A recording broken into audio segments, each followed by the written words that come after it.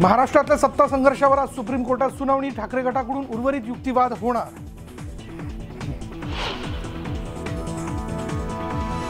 राज्याच्या अर्थसंकल्पीय अधिवेशनाचा आजचा दुसरा दिवस। विविध मुद्द्यांवरून दोन्ही सभागृहात विरोधक आक्रमक होण्याची शक्यता।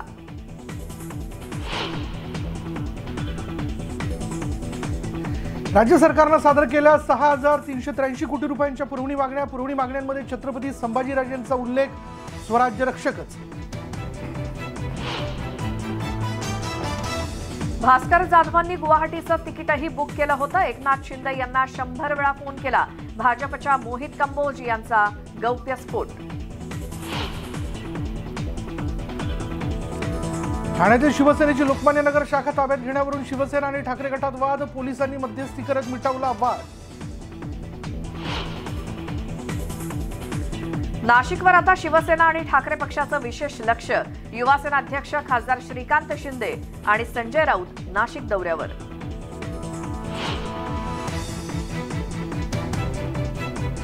एसटी कर्मचारी आजपासून आझाद मैदानावर आंदोलनासाठी बसणार। प्रलंबित 16 मागण्या शासनानं मान्य न केल्यानं एसटी कर्मचारी आक्रमक। सरकारनं संपाची दखल न घेतल्यामुळे संतप्त झालेल्या अंगणवाडी कर्मचाऱ्यांचा आझाद मैदानावर ठिय्या आंदोलन। मानधनात कोणतीही वाढ दिली नसल्यानं कर्मचाऱ्यांचा संताप। मेघालय, त्रिपुरा, त्रिशंकू, नागालँडमध्ये एनडीए विधानसभा निवडणुकीतील मतदानोत्तर चाचणीचा अंदाज।